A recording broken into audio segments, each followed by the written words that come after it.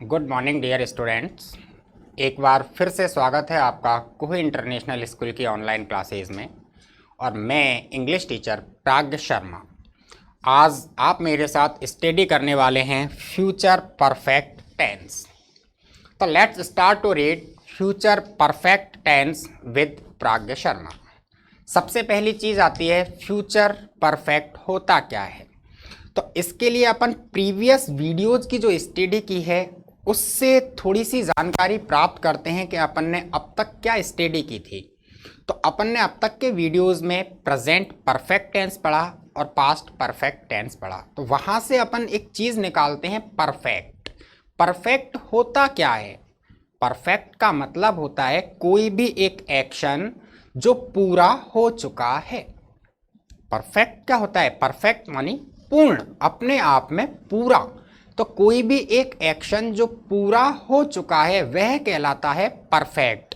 और आज का जो टॉपिक है वो है फ्यूचर परफेक्ट। इस चीज को भी अपन जान चुके हैं कि फ्यूचर क्या होता है। फ्यूचर का मतलब होता है भविष्य, आने वाला समय। तो दोनों को कंबाइन करते हैं।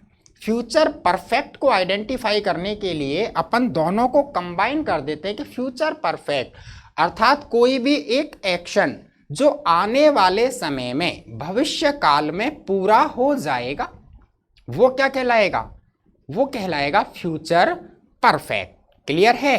तो अब अपन इसकी डेफिनेशन देखते हैं कि फ्यूचर परफेक्ट को डिफाइन किस प्रकार किया जाता है।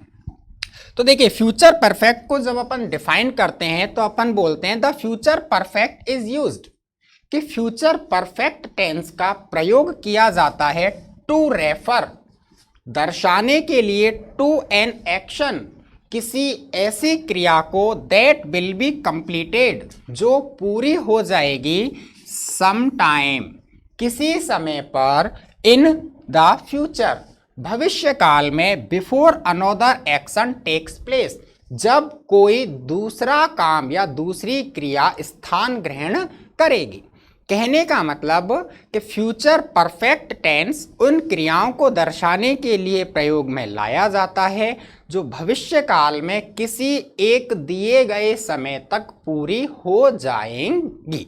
ठीक है, अब इसमें एक चीज और आ जाती है, और वो चीज ये आती है या तो एक सिंगल एक्शन हो जो किसी दिए गए समय पर पूरा हो जाए, या फिर कहीं ना कहीं कोई भविष्य काल में क्रिया प्रारंभ हो, उससे पहले ही कोई क्रिया पूरी हो जाए। तो ये दोनों ही बात आती हैं फ्यूचर परफेक्ट में, जो यहाँ पर इंडिकेट की गई हैं कि will be completed some time, कोई क्रिया पूरी हो चुकी होगी, इन द फ्यूचर, भविष्य काल में, before another action takes place, जब कोई दूसरी घटना घटेगी, कि दूसरी घटना के घटने से पहले भविष्य काल में कोई एक क्रिया पहले ही पूर्ण हो चुकी होगी।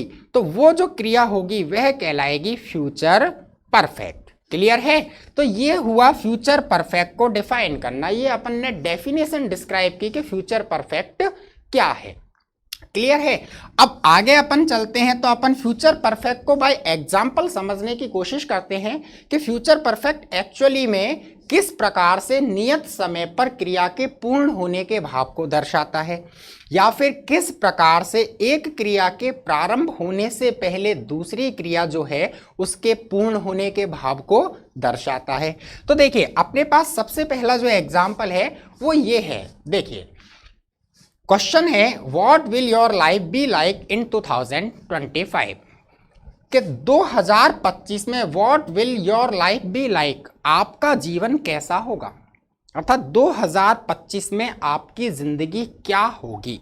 तो इसको एक एग्जाम्पल के माध्यम से अपन ने समझने की कोशिश की है। आंसर दिया है well I will have gotten married bye 2025, कि मैं 2025 तक विवाहित हो चुका होऊंगा, अर्थात 2025 तक मेरा विवाह हो चुका होगा। I will have had children too, और मेरे बच्चे भी होंगे। अब वो कैसे है, किस प्रकार है, इस आंसर को वेरीफाई करना है। तो देखिए, प्रेजेंट जो कंडीशन है वो कंडीशन क्या है?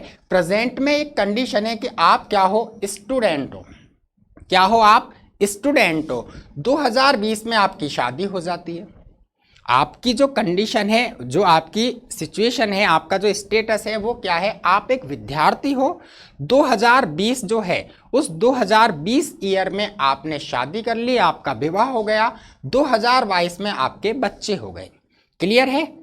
बच्चे हो गए तो 2025 में क्या होगा, 2025 में अगर आप बोलोगे तो आप यही तो कहोगे कि 2025 में मैं विवाहित हो चुका होऊंगा और मेरे बच्चे होंगे।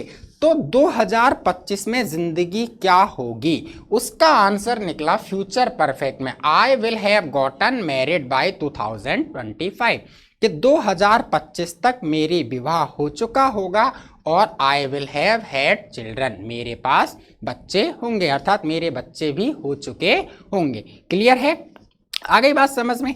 इसको और भी अच्छी तरह से अपन क्लैरिफाई करते हैं, और भी अच्छी तरह से अपन इसको समझते हैं। तो देखिए, अब अपने पास ये एग्जाम्पल है, ठीक है। ये जो इंडिकेशन है ये है पास्ट, ये जो इंडिकेशन है ये है प्रेजेंट, सॉरी फ्यूचर, और ये इंडिकेशन है अपने पास प्रेजेंट। क्लियर है? ठीक है। अपन ने क्या बोला, अपन ने बोला कोई भी एक एक्शन आने वाले समय में किसी एक निश्चित समय पर पूरा हो चुका होगा, वो होता है फ्यूचर परफेक्ट। तो देखिए, एक्शन जो है वो क्या है, आई विल हैव क्लीन्ड, किसी भी चीज को साफ करने का काम है। आई विल हैव क्लीन्ड, मैं साफ कर चुका होऊंगा बाय सैटरडे, शनिवार तक। ठीक है। तो देखिए शनिवार, अब वर्तमान में अगर अपन बात करें, सपोज दैट वर्तमान में अपन मान लें कि क्या है, मंडे, आज अपन ने ये स्टेटमेंट प्रोवाइड किया, आज मंडे के दिन अपन ने ये स्टेटमेंट कहा है कि मैं शनिवार तक इस चीज को साफ कर चुका होऊंगा। तो नेचुरल सी चीज है, जो सैटरडे है, जो ये टाइम है, ये है आने वाला टाइम, ये तो आएगा, आया तो नहीं है ना, तो ये तो हो गया फ्यूचर। लेकिन एक्शन अभी प्रारंभ हो गया और इस समय तक पूरा हो जाएगा, इस समय के बाद एक्शन नहीं चलेगा। क्लियर है? ये हुआ फ्यूचर परफेक्ट। दूसरा एग्जाम्पल अपने पास है, वापस देखें, ये इंडिकेशन है पास्ट, ये इंडिकेशन है प्रेजेंट, और ये इंडिकेशन है फ्यूचर। क्लियर है? अब जो कह रहा है वो ये कह रहा है, आई विल हैव पब्लिश्ड पेपर, मैं पेपर छाप चुका होऊंगा, before I get my degree, अपनी डिग्री पाने से पहले। तो डिग्री कब मिलेगी, डिग्री तो फ्यूचर में मिलेगी, अभी तो वो स्टडी कर रहा है, अभी तो अध्ययन कर रहा है। अध्ययन जैसे जैसे आगे बढ़ेगा और एक टाइम आएगा, एग्जाम लगेगी, पास करेगा, तब जाकर के डिग्री मिलेगी। तो डिग्री तो फ्यूचर में मिलेगी, तो ये तो हो गया फ्यूचर। ठीक है। लेकिन स्टडी का काम स्टार्ट हो गया और यहां से यहां तक के बीच में वो जो काम है वो पूरा हो जाएगा, हो जाएगा। तो इसलिए आई will have published paper before I get my degree. Clear है? ये भी क्या है, ये भी फ्यूचर परफेक्ट है, जो अपन ने अभी अभी कहा था कि किसी एक क्रिया के प्रारंभ होने से पहले जो एक क्रिया होगी वह पूरी हो चुकी होगी, पेपर के छापने का काम पूरा हो चुका होगा, तब जाकर के डिग्री मिलने का काम होगा। क्लियर आई बात समझ में? ये है फ्यूचर परफेक्ट टेंस। अब अपन बात करते हैं फ्यूचर परफेक्ट टेंस को ट्रांसलेट करने की, कि फ्यूचर परफेक्ट जो टेंस होता है उसके हिंदी वाक्यों को इंग्लिश में ट्रांसलेट करेंगे। तो जब हिंदी वाक्यों को इंग्लिश में ट्रांसलेट करेंगे तो अपन को ज़रूरत पड़ेगी कहीं ना कहीं हिंदी वाक्य को आइडेंटिफाई करने की। तो हिंदी वाक्य को आइडेंटिफाई किस प्रकार किया जाता है, तो उसको भी अपन समझते हैं कि हिंदी वाक्यों के अंत में चुका होगा, चुकी होगी, चुके होंगे, लिया होगा, दिया होगा, दिए होंगे जैसे शब्दों का प्रयोग होता है। क्या हिंदी का जो सेंटेंस होगा उसका लास्ट वर्ड क्या होगा, चुका होगा, चुकी होगी, चुके होंगे, चुका होगा, दिया होगा, लिया होगा, दिया होंगे। ठीक है। इस प्रकार के काफ़ी सारे वर्ड्स हैं। फ्यूचर परफेक्ट टेंस एक ऐसा है जिसमें शब्दों की सीमा नहीं है।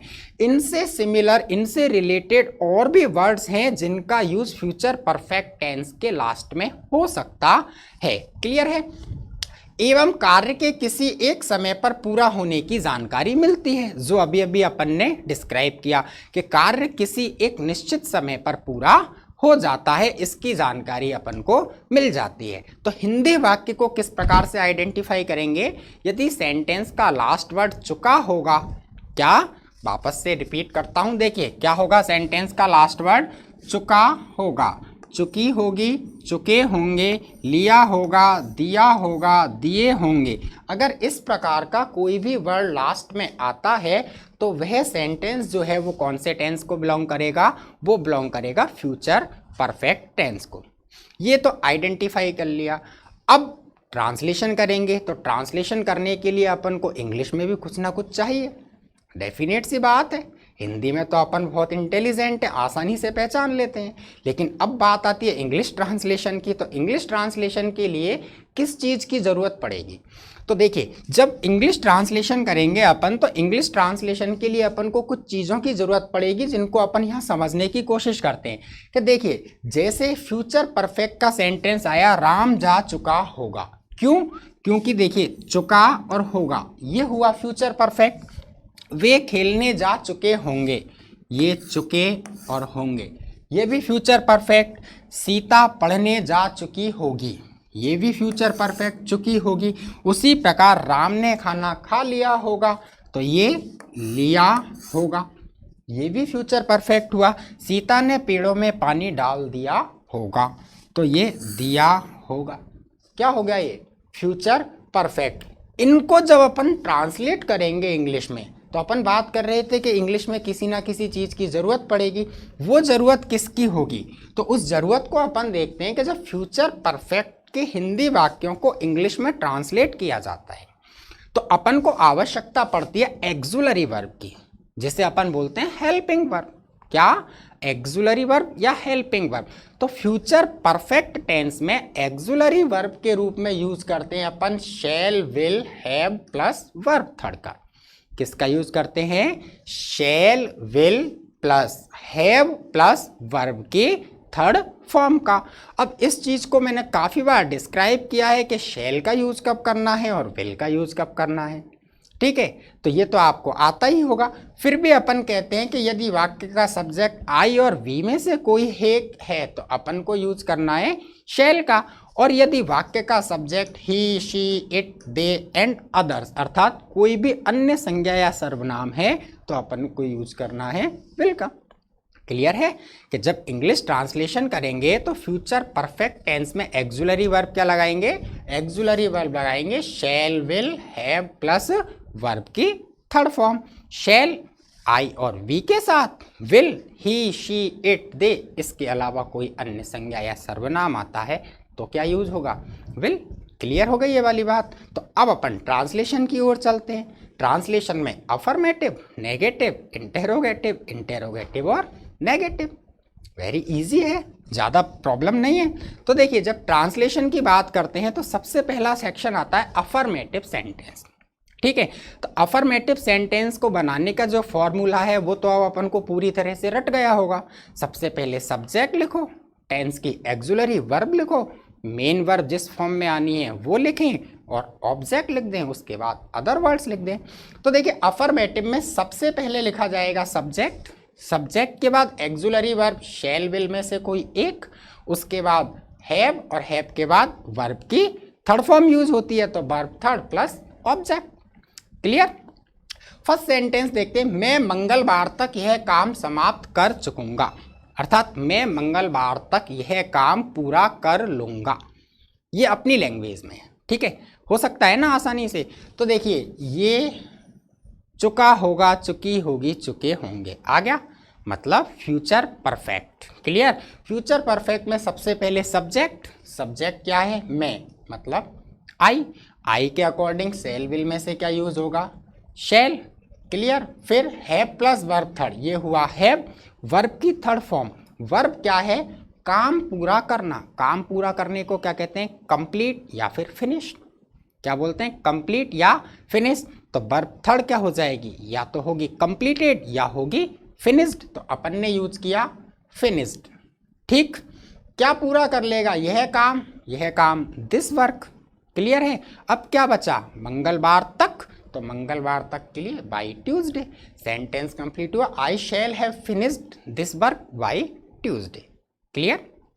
सेकंड इज, सुबह होने से पहले हम दिल्ली पहुंच चुकेंगे, अर्थात सुबह होने से पहले हम दिल्ली पहुंच चुके होंगे। ठीक, वापस क्या हुआ?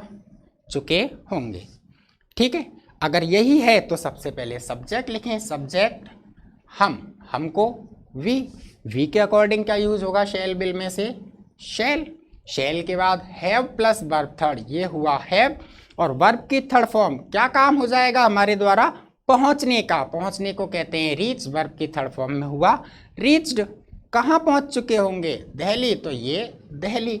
ठीक, अब क्या बचा, सुबह होने से पहले, पहले के लिए बिफोर और सुबह के लिए मॉर्निंग, कंप्लीट हुआ। We shall have reached Delhi before morning. Clear है।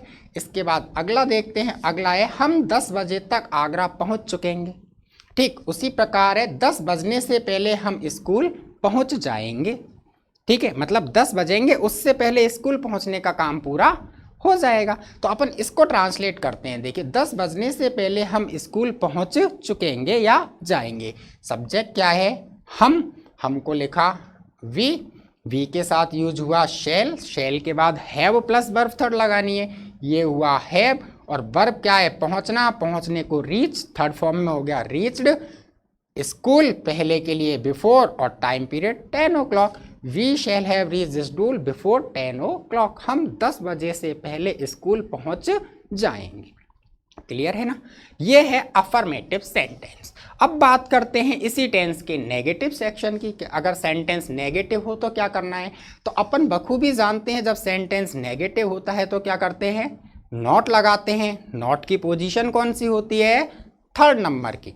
क्लियर है। और जब हेल्पिंग वर्ब 2 शब्दों की होती है तो दोनों शब्दों के बीच में नॉट लगाया जाता है। इसका मतलब शैल हैव के बीच में नॉट लग जाएगा, विल हैव के बीच में नॉट लग जाएगा। क्लियर है। देखिए स्ट्रक्चर कंप्लीट करते हैं, सब्जेक्ट, उसके बाद शैल विल, फिर नॉट, फिर हैव, वर्ब थर्ड और ऑब्जेक्ट। क्लियर है ना। ये अपन ने शैल विल के बीच में नॉट लगा दिया, कि मतलब शैल हैव और विल हैव के बीच में नॉट पुट अप किया। क्लियर। फर्स्ट एग्जांपल है, मेरे स्कूल जाने से पहले वह अपने कपड़े नहीं धो चुकेगी।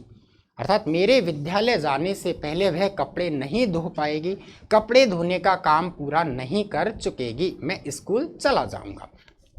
तो देखिए शी सब्जेक्ट हो गया, सब्जेक्ट के बाद शी के अकॉर्डिंग विल आ गया, विल के बाद नॉट लगाना है, नॉट हो गया। ये हुआ हैव, काम क्या हो रहा है, कपड़े धोने का, कपड़े धोने को कहते हैं वॉश, थर्ड फॉर्म में हो जाएगा वॉश्ड। अपने कपड़े, her clothes, before I go to school. She will have not washed her clothes before I go to school. Clear है।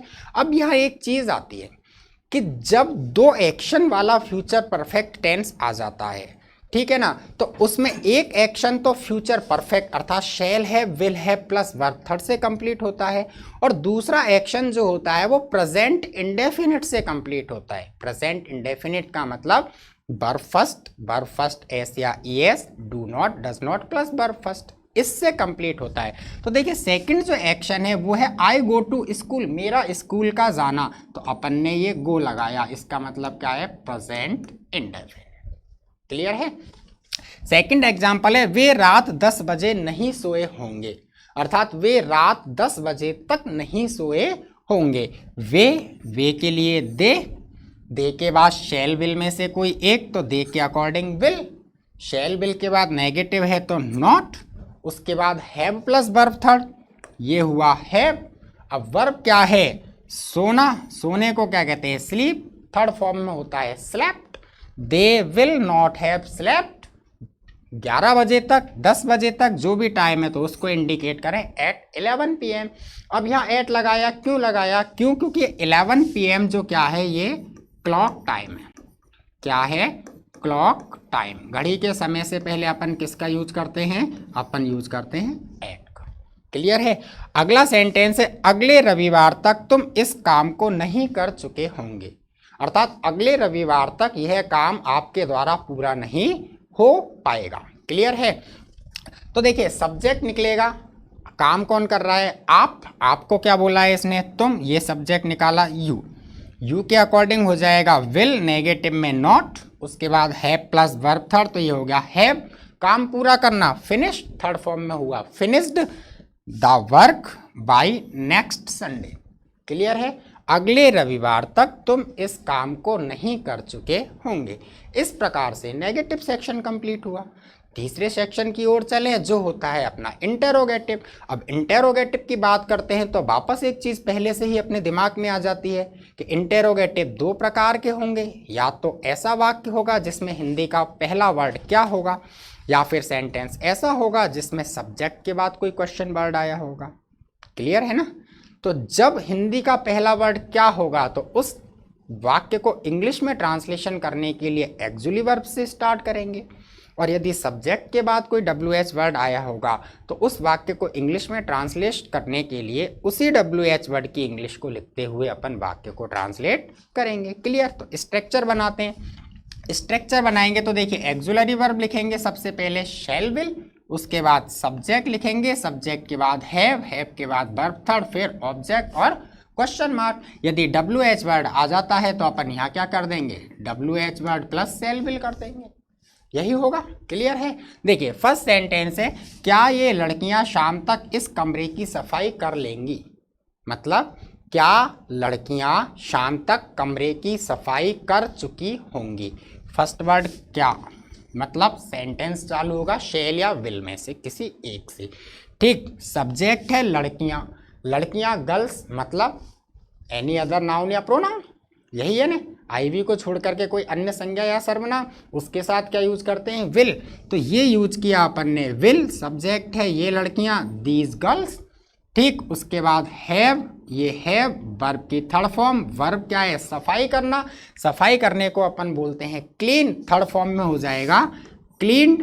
किसको, इस कमरे को, दिस रूम, कब तक, शाम तक, बाय इवनिंग, और question mark, will these girls have cleaned this room by evening. Clear? अगला है, क्या बरसात होने से पहले हम क्रिकेट खेल चुके होंगे या खेल चुकेंगे। ठीक, वापस हिंदी का पहला वर्ड आया क्या, क्या आया तो डेफिनेटली है शैल विल से स्टार्ट होगा स्ट्रक्चर।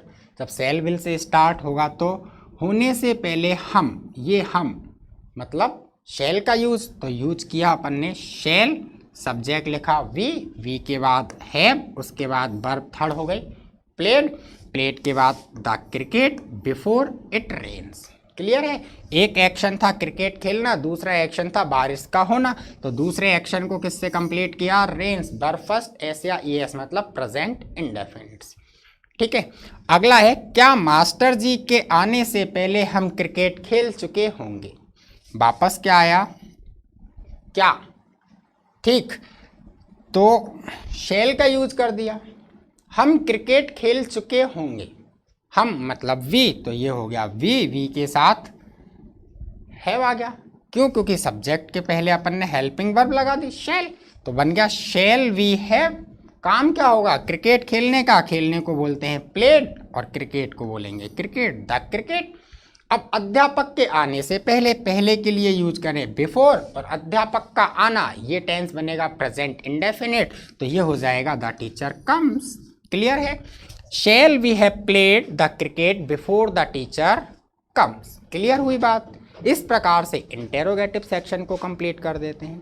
तो इस तरीके से अपन फ्यूचर परफेक्ट टेंस के वाक्यों को इंग्लिश में ट्रांसलेट करते हैं। ठीक है, अब बात करते हैं अपन फ्यूचर परफेक्ट टेंस के यूजेज की, उसकी इंपॉर्टेंस की, कि फ्यूचर परफेक्ट की ज़रूरत क्यों पड़ी। क्लियर है? तो फ्यूचर परफेक्ट की ज़रूरत क्यों पड़ी, तो उसके लिए अपने पास कुछ चीज़ें हैं जिनको अपन यहाँ पढ़ने की कोशिश करते हैं। देखिए, सबसे पहली बात आती है फ्यूचर परफेक्ट के यूजेज में कि to talk about an action, किसी एक ऐसे कार्य को बताने के लिए that will finish before a certain time in the future, जो भविष्य में किसी एक निश्चित समय से पहले पूरा होगा। कि भविष्य में किसी एक निश्चित समय से पहले यदि कोई कार्य पूरा होगा तो उसको बताने के लिए फ्यूचर परफेक्ट की आवश्यकता पड़ गई। ठीक है, फॉर एग्जाम्पल देखिए, बाय 8 o'clock टुमारो, कल 8 बजे तक, कल मतलब आने वाला, टाइम क्या है 8 बजे, 8 बजे तक आई will have taken of for Japan, मैं जापान के लिए निकल चुका होऊंगा। कल 8 बजे तक, अर्थात अगर मुझसे मिलना है तो कल 8 बजे से पहले पहले, 8 बजे के बाद आई एम, क्लियर है, आगे बात समझ में। सेकंड यूज है to talk about an action, किसी ऐसी क्रिया को बताने के लिए that will be completed before another event take place, जो किसी दूसरी घटना के प्रारंभ होने से पहले ही पूरी हो जाएगी। किसी ऐसी क्रिया को बताने के लिए जो दूसरी क्रिया के प्रारंभ होने से पहले ही क्या हो जाएगी, पूरी हो जाएगी। फॉर एग्जाम्पल, इसके लिए भी एग्जाम्पल है, she will have learn Chinese, वह चाइनीज सीख चुकी होगी before she moves to China, जब वह चाइना से पलायन करेगी, चाइना से जाएगी, कि जब वह चाइना को छोड़ेगी उससे पहले वह चाइनीज सीख चुकी होगी। तो चाइना को छोड़ना और चाइनीज सीखना, क्लियर है। एक एक्शन कौन सा, चाइनीज भाषा सीखना, छोड़ने से पहले ही पूरा हो जाएगा, क्लियर है। The third and last is to express conviction, किसी ऐसी धारणा को, किसी ऐसी सोच को बताने के लिए that something happen in the near past, जो कि फ्यूचर टेंस में, भूतकाल में जो समय दिया गया है, पिछला जो समय दिया गया है उसमें पूरा हो जाएगा। अर्थात ऐसी चीज, ऐसी क्रिया को बताने के लिए जो फ्यूचर टेंस में दिए गए समय तक पूरी होगी। कैसे, the guest will have arrived at the hotel by now, अब अतिथि होटल आ चुके होंगे, अब अतिथि होटल पहुंच चुके होंगे। तो अपन ने सोचा है ना कि अब अतिथि पहुंच चुके होंगे, तो ये हो गया will have arrived at the hotel, clear है। ये है फ्यूचर परफेक्ट टेंस का यूज, कि फ्यूचर परफेक्ट टेंस का यूज किन किन एक्शंस को किस किस प्रकार से दर्शाने के लिए किया जाता है। अगले वीडियो में पढ़ेंगे अपन future perfect and continuous tense. तब तक के लिए stay healthy and keep connected with Kuhi international school.